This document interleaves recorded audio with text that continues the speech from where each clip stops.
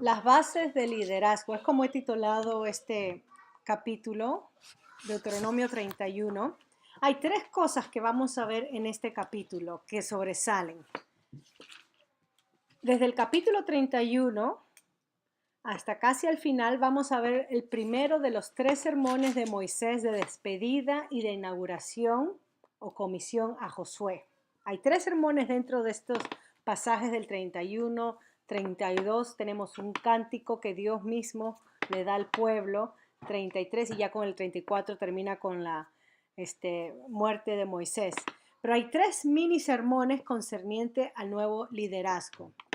Vamos a ver los primeros 13 versículos y miren usted la dirección, esta transferencia del liderazgo que se da entre Moisés a Josué. Los primeros 13 versículos que voy a leer, voy a usar la versión Nueva Internacional, tenemos la dirección de Moisés o las palabras de Moisés, donde Moisés provee continuidad en el liderazgo. Y hemos dicho que queremos ver las bases del liderazgo. ¿Cuáles son las bases del liderazgo bíblico? Esos son los puntos que vamos a sacar en estos versículos. Del 1 al 13 dice así: de nuevo habló Moisés a todo el pueblo de Israel y les dijo: ya tengo 120 años de edad y no puedo seguir siendo su líder. Además, el Señor me ha dicho que no voy a cruzar el Jordán, pues ha ordenado que sea Josué quien lo cruce al frente de ustedes. El Señor su Dios marchará al frente de ustedes para destruir a todas las naciones que encuentren a su paso, y ustedes se apoderarán de su territorio. El Señor las arrasará como arrasó a Sihón y a Og, los reyes de los amorreos, junto con sus países. Cuando el Señor los entregue en sus manos, ustedes los tratarán según mis órdenes. Sean fuertes y valientes. No teman ni se asusten ante esas naciones, pues el Señor su Dios siempre los acompañará. Nunca los dejará ni los abandonará. Clamó entonces Moisés a Josué y en presencia de todo Israel le dijo: sé fuerte y valiente, porque tú entrarás con este pueblo al territorio que el Señor juró darles a sus antepasados. Tú harás que ellos tomen posesión de su herencia. El Señor mismo marchará al frente de ti y estará contigo. Nunca te dejará ni te abandonará. No temas ni te desanimes. Moisés escribió esta ley y se la entregó a los sacerdotes levitas que transportaban el arca del pacto del Señor y a todos los ancianos de Israel. Luego les ordenó: cada 7 años, en el año de la cancelación de deudas, durante la fiesta de las enramadas, cuando tú, Israel, te presentes ante el Señor tu Dios en el lugar que Él habrá de elegir, leerás en voz alta esta ley en presencia de todo Israel. Reunirás a todos los hombres, mujeres y niños de tu pueblo y a los extranjeros que vivan en tus ciudades para que escuchen y aprendan a temer al Señor tu Dios y obedezcan fielmente todas las palabras de esta ley. Y los descendientes de ellos para que mientras esta ley será desconocida, la oirán y aprenderán a temer al Señor tu Dios mientras vivan en el territorio que vas a poseer al otro lado del Jordán. En estos primeros 13 versículos, Moisés provee, como les dije, continuidad en el liderazgo. Cuando habla en el versículo 1 diciendo que Moisés habló estas palabras, acá tenemos esta exposición que va a hacer. Son tres, recuerden, concerniente al liderazgo. Ahora, él dice en el versículo 2 su edad, que ya son 120 años, y él ya sabía, no solamente porque estaba en la edad anciana, sino que Dios le dijo que no iba a cruzar el Jordán, no iba a entrar en la tierra. Nosotros estudiamos el tema cuando Moisés desobedeció al golpear la roca y no dio honra a Dios delante del pueblo. 120 años. Cuando uno examina la vida de Moisés, Moisés pasó 40 años formándose en Egipto. Si leen el testimonio de Esteban en Hechos capítulo 7, presenta un pedazo de que Moisés fue entrenado en las mejores universidades de Egipto. Él era como el príncipe de Egipto. Las artes, conocía todo sobre política, sobre escritura, etcétera. 40 años ahí. Cuando él pensaba que podía liberar a su pueblo matando al egipcio y se dio cuenta que el pueblo lo incriminó diciendo que nos vas a matar a nosotros también y huyó al desierto, porque uno que mata a un egipcio pena de muerte automáticamente, él pensó, bueno, quizás no soy el que debo de sacar a mi pueblo de esta esclavitud. Pasaron 40 años él en el desierto apacentando las ovejas de su suegro. Quizás Dios ya se olvidó de mí. 40 años, a los 80 años Dios lo llama y le dice, ahora sí estás listo para regresar a Egipto y liberar a mi pueblo. Nosotros estudiamos el tema de cómo es cuando uno piensa que está listo para hacer algo. Muchas veces Dios nos dice no. Esa actitud de que ya lo sé, ya estoy lista, no estás listo todavía. Y nos pone ahí a esperar y aprender y esperar y aprender. Y pueden pasar años. Para Dios no hay pérdida de tiempo. Hasta que cuando uno piensa, bueno, ya se pasó mi vida o ya no hay más que hacer o ya hice lo suficiente, que Dios va a poder usar mi vida rota, quebrantada, lo que sea. Y Dios dice, ahora sí estás listo para esta misión que te voy a encomendar. Entonces, lo que nosotros aprendimos con Moisés en este tema de liderazgo es cuando uno cree que está listo, esa actitud de saberla ante Dios, no estamos listos. Cuando uno cree que no está listo, entonces Dios dice, ahora estás listo para que yo te use, porque hay disposición y humildad. Le tomó 40 años a Moisés. ¿Cuántos años nos tomará a nosotros? Puede ser 5, puede ser 10, puede ser 20, puede ser toda una vida. Pero Dios trabaja un plan y con Moisés entendió que él no iba a entrar a la tierra.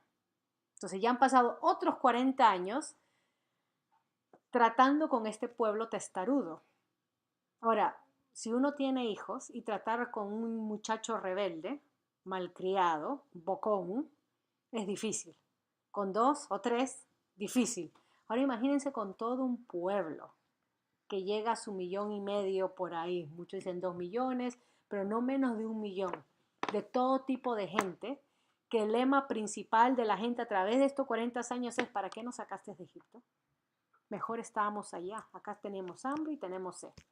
Quejas, lamentos y menosprecio hacia su líder, el que los liberó de la opresión.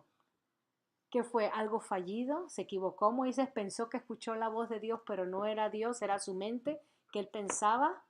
Y acá vemos que Dios dice, no, yo los traje por el desierto y preparé a este pueblo y ahora la primera generación, por ser desobedientes, incrédulos, malos, se quedaron muertos. Tú también, Moisés, vas a quedar de este lado, no vas a entrar.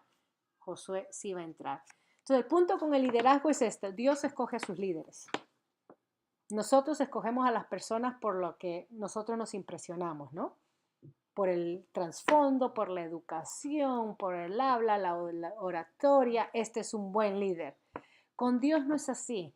Dios escoge a sus líderes y Dios los escoge en el momento que Él crea conveniente. Porque hay etapas en la vida de uno, aplicándolo, que quizás no estamos listos para hacer lo que Dios quiere que nosotros hagamos. Ya sea compartir su palabra, ya sea presentar un seminario, ya sea compartir el testimonio que sirva de bendición a otros y de esperanza a otros, ya sea dedicarnos quizás a criar a nuestros hijos y de ahí Dios va a formar nuestro carácter. No sabemos cómo Dios nos va a preparar en este quizás desierto de nuestras vidas o desánimo de nuestras vidas, pero con Dios no hay material perdido, no hay. Y Moisés entendió, son 120 años, tenía fuerza, aunque él dice ya estoy viejo, pero él tenía fuerza, vitalidad, como lo va a decir en el capítulo 34, y entonces le dice a Josué, tú vas a cruzar. Ahora, ¿quién escogió a Josué? Moisés, el pueblo, Aarón, y vemos acá que Dios mismo, si ustedes me acompañan, capítulo 31, versículo 2, la segunda, el versículo 3, pues he ordenado que sea Josué. Ese es Dios. Dios es el que escogió a Josué. Ya, versículo. Ahora, Josué es este hombre que estuvo sirviendo a Moisés en el Sinaí por el año cuando recibieron la ley y a través del desierto. Josué era de este tipo de líderes que estuvo animando al pueblo a que no, con Caleb, a que no se deje amedrentar por los gigantes cuando Dios le dice, entren a la tierra. Josué era uno que dice, podemos tomarla.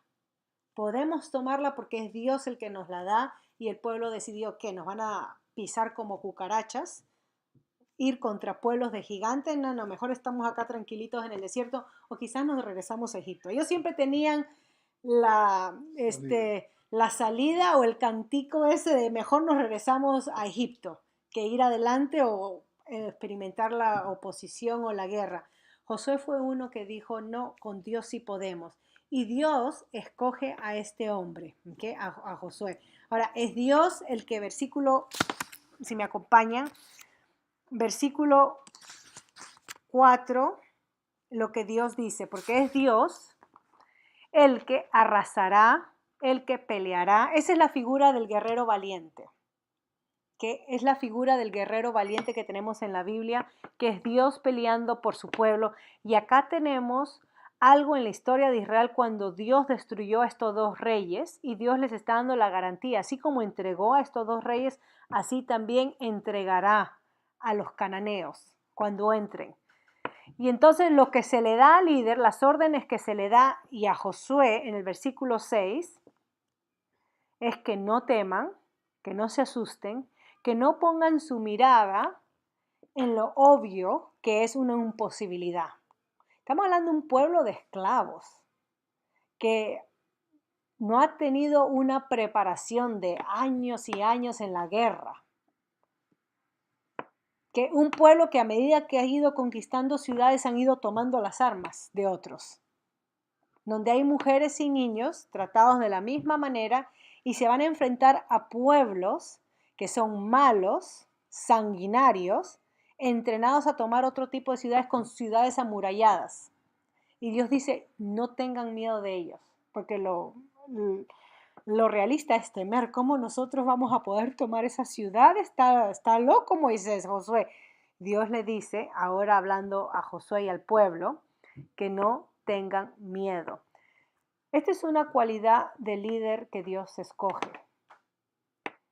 Debe de estar seguro en su Dios. ¿Cómo combatimos todo tipo de inseguridad en nuestras vidas? Nosotros somos inseguros cuando vemos los problemas y las dificultades tragándonos. Nos ahogamos en los problemas y las dificultades. Lo mismo que pasó con Pedro cuando se hundía caminando en el agua y comenzó a ver la tormenta y comenzó a hundirse hasta que el Señor lo levantó y lo sacó.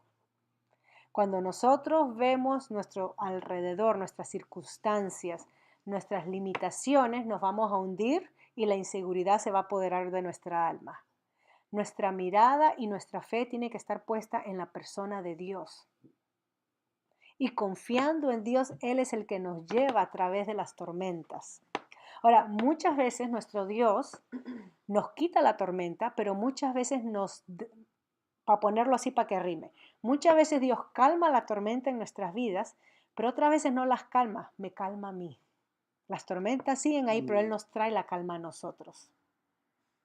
Y acá tenemos un incidente que el pueblo va a experimentar. El libro de Josué narra todo esto, lo que ellos experimentaron. Y Dios les está diciendo y lo va a repetir, que el líder de Dios no debe de tener temor, porque su seguridad, su confianza está en Dios y no en lo que va a experimentar ni en lo que va a ver.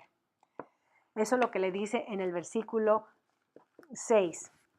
Ahora, la promesa es, en este versículo, es la misma presencia de Dios. Dios estará con nosotros y nunca, le dice a su pueblo, los dejará ni los abandonará. Este es un desafío, una oportunidad para el pueblo, para Josué, en confiar en Dios. Asumiendo que parte de la confianza es obedecerle. Si nosotros le obedecemos, estamos demostrando nuestra confianza en Él. Si nosotros desobedecemos su palabra, estamos diciendo, yo voy a hacer mi voluntad y voy a confiar en mí y no en lo que Dios dice. Entonces acá Dios le dice a su líder, a Josué, le dice al pueblo que su seguridad está en Él y que la presencia de Él va con ellos. Nuestro Señor Jesucristo, al dar la gran comisión en Mateo 28, cuando Él resucita y asciende, antes de ascender al Padre, Él dice a sus discípulos, id por todo el mundo, Mateo 28, 19 al 20, ¿no? Ir por todo el mundo y predicar este evangelio, esta noticia de buenas nuevas, el mensaje de nuestro Señor Jesucristo, de su muerte, de su resurrección, lo que esto significa para la humanidad, una nueva oportunidad de renacer que nos da Dios. Enseñándoles, dice, ir por todo el mundo a predicar el evangelio, enseñándoles todo lo que yo les he enseñado. Es que el mensaje de Dios viene con sus enseñanzas. Así mismo. ¿Sí? Y dice, bautizándolos e identifícalos en el nombre del Padre, del Hijo y del Espíritu Santo, de la Trinidad, de la Santa Trinidad, ¿no? Y he aquí yo estaré con vosotros. ¿Sí? He aquí yo estaré con vosotros. La presencia divina prometida a sus discípulos. La misma manera como Dios le prometió a Israel que iba a entrar a la tierra con ellos, por delante tenemos nosotros los creyentes la presencia de Dios. Entonces, si tenemos una comisión o un ministerio o una obra, o quizás el Señor nos ha puesto en esos 40 años como los puso a Moisés, no que vamos a pasar 40 años, pero en ese tiempo de espera. Quizás lo que hacemos es lo mismo todos los días y no encontramos significado en nuestras vidas. Señor, ¿qué quieres con mi vida? Es lo mismo y no es que esté haciendo grandes cosas para ti ni ganando almas para ti, pero ese tiempo de espera es un tiempo de preparación que ningún seminario nos los da, porque en esa preparación experimentamos la vida originalmente como yo solamente la voy a experimentar y no como otros la voy a experimentar. Tener 5 hijos, en mi caso, no es algo común que otros están en el mismo zapato y lo que yo experimento, lo que yo aprendo a través de ellos, lo que el Señor me enseña, la paciencia, cómo hablarles, cómo lidiar, cómo negarme más a mí para escucharle más a no. Todo eso que Dios me está enseñando me prepara para su ministerio. Y lo mismo con ustedes, con cada incidente que pasen con su vida, no hay desperdicios con Dios. Hasta que Él nos llame y nos use, o nos use en medio de las dificultades que estemos pasando. La apelación que se le hace a Josué, versículos 7 al 8, es delante de todo el pueblo. Que este es el liderazgo teocrático, lo que la teocracia es porque Dios es el rey soberano, el que regía a su pueblo, era su ley.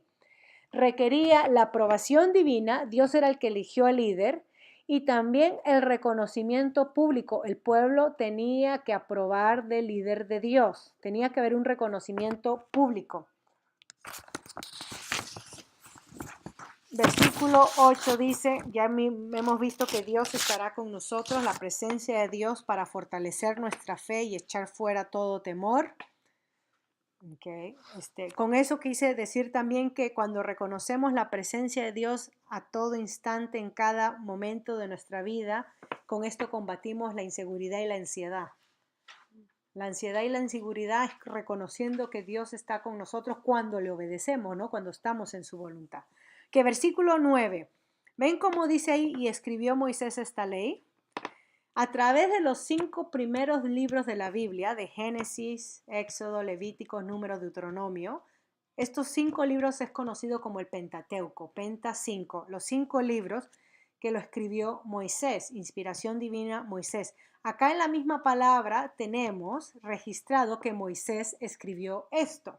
Nos queda a nosotros de constancia. ¿Cómo sabemos que Moisés escribió esto? Porque acá mismo lo dice. Y tenemos otros pasajes en Éxodo, en Números, que habla que Moisés dio la ley a Israel como lo que Dios había revelado en el Sinaí. Ahora, se menciona en el versículo 9, escribió esta ley para que quede como constancia, ¿ok?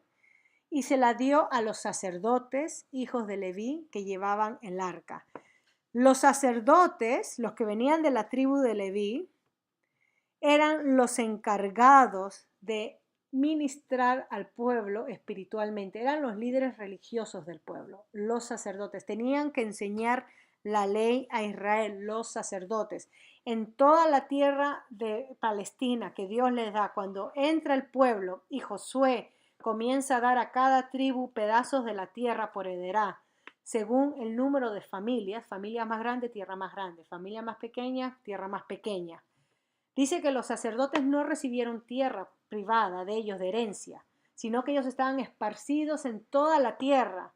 Y el propósito era porque los sacerdotes enseñaban la ley de Dios al pueblo. Tenían que leerla y enseñarla porque había quedado escrita. Estamos hablando de un tiempo donde generalmente las historias los sucesos eran transmitidos oralmente. Cuando se escribía algo en aquellos tiempos, 2000 años antes de Cristo, 1500 años antes de Cristo, cuando algo se escribía, estamos hablando de contratos legales. Por ejemplo, nosotros cuando hemos ido, a mí me fascina aprender de arqueología, historia, son temas que me fascinan. Y cuando voy a mi país y vamos a los museos, que hay mucha riqueza, ¿no? De los tiempos de los incas, los mochicas, etcétera, y uno ve las historias de ellos, lo que queda escrito en pedazos de barro, ¿no? En sus propias, eran documentos legales. Lo que la abuelita le pasaba a la madre y les enseñaban a los niños, eso se pasaba oralmente, como cuentos, como leyendas. Acá tenemos, en la Biblia tenemos la palabra de Dios pasada, no solamente oralmente, para que no nos quede la duda que es palabra de Dios, pero legalmente queda escrita. Entonces, cuando preguntamos, ¿cómo sabemos que esto es Dios dando la ley? Han pasado tantos años, el hombre se la ha podido inventar, porque desde un principio tenemos, y Moisés, el que recibió, la escribió en tablas, en piedras, y la pasaron. Quedó constancia. Es lo mismo, si mi tatarabuelo me dejó una herencia, digamos, si hay algo así, que nuestro tatarabuelo nos deje una hacienda o un terreno. Si me lo dicen, no es nada legal, pero si hay un papel legal que dice, yo quiero que mi bisnieta, nieta, 6 generaciones de acá en adelante, sea la que herede sin conocer quién iba a ser, de parte del nieto, sea la que herede estos terrenos, quien sea que sea, y hay un papel ahí constando eso, y llega mi tiempo y vengo a ser yo después de contar todas las generaciones, si está legal, me toca. Está legal. Entonces hay que tomar atención cuando se dice y escribió Moisés. Eso nos dice algo que consta legalmente, algo real en la historia de la humanidad. Esto no lo vamos a escuchar en la escuela.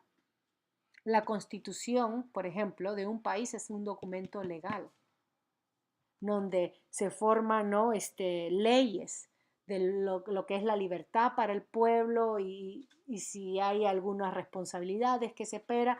La constitución de una república habla a favor de eso. Eso no es oral, eso es legal, escrito. Ok, acá tenemos la constitución de Israel, legal. Se vuelve a decir entonces que estos sacerdotes eran los líderes religiosos, los encargados de enseñar esta ley. Se nos menciona en el versículo también 9, los ancianos, a todos los ancianos. Y los ancianos eran los líderes tribales. O sea que Moisés confía la ley a los líderes religiosos y a los líderes seculares de Israel, por decirlo así. Pero hay un punto importante porque en esta teocracia no había ámbito sagrado, o sea, ámbito que le pertenecía a Dios y ámbito que era secular, no le pertenecía a Dios. En Israel, en la teocracia, todo aspecto era influenciado por la palabra de Dios, por la ley de Dios. No había división entre la iglesia y el Estado como tenemos nosotros. En esta teocracia, todo era imperado por la ley de Dios y tenían que enseñarle. Se menciona el arca. El arca representaba el trono de Dios en esta teocracia. Recuerden que Dios es espíritu y los reyes en aquellos tiempos, los soberanos se sentaban en su trono, ¿verdad? Para emitir su ley, su voluntad, sus caprichos. El arca, esta simple arca, demostraba o manifestaba el trono de Dios. Era un lugar sagrado, un objeto sagrado que los sacerdotes, los levitas cargaban. Interesantemente, cada vez que iban a guerra, el arca iba por delante. Ahora, si nosotros somos del equipo opuesto y está viniendo un pueblo a atacarnos y lo vemos que en vez de traer caballos, fieras con espadas a intimidarnos. Su objeto de intimidar es una caja que tiene 2 ángeles, un arca, y son los religiosos los que la están cargando como una procesión para nosotros entenderlo.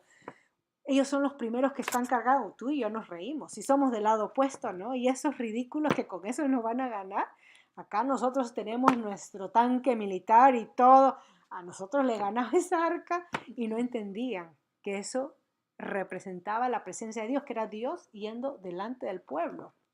Lean el libro de Josué porque narra estas verdades bien interesantes. ¿Okay? Ahora, se nos dice, ya estoy llegando al final para terminar con esta primera parte. Otro punto de líder que Dios escogía era que tenía que guardar la ley. El líder, la constitución del líder, el líder no estaba por encima de la ley. El líder no era aquel que interpretaba la ley para el pueblo y según su capricho o como se levantaba, pasaba esta ley o hacía énfasis en esta ley y mañana se levanta del otro lado de la cama y hace énfasis en otra ley, como son los líderes humanos, ¿no? El líder tenía que acatar toda la ley de Dios porque el líder estaba por debajo de la palabra de Dios. El líder principal del pueblo era Dios. ¿Cómo sabemos esto? Versículo 10. Se menciona la fiesta de los tabernáculos o las enramadas, como la leí acá en la Nueva Versión Internacional. Y cada 7º año, el año sabático, el año donde se dejaba libertad. Nosotros hemos estudiado esas 2 fiestas, pero déjenme resumirlas brevemente. En la fiesta de los tabernáculos, Israel tenía que recordar cuando habitaba en el desierto en tiendas, en carpas. Tenía que recordar su tiempo de peregrinación donde dependía totalmente de Dios. Dios le daba el maná, la comida, Dios le daba el agua. Entonces, en los tabernáculos ellos recordaban de dónde venimos. Y tenemos que conmemorar esta fiesta porque tenía que ver con las cosechas del otoño.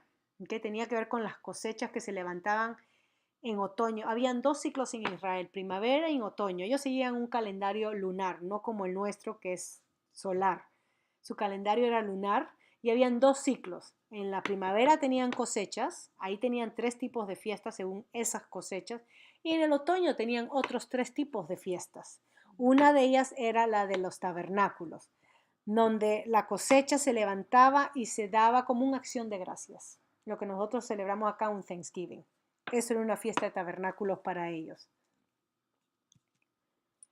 Ahora, el año de remisión, cuando se celebraba el año de remisión, era cada 7 años, pónganse a pensar, pasaban 7 años y toda persona que se había impuesto ser esclava por deuda, existían en estos tiempos un tipo de esclavitud totalmente diferente a la que nosotros conocemos. Nosotros conocemos la esclavitud donde las personas robaban a personas, trataban personas y no le daban privilegios por el color o lo que sea de su piel y no tenían voluntad, eran objetos traficados por los apoderados.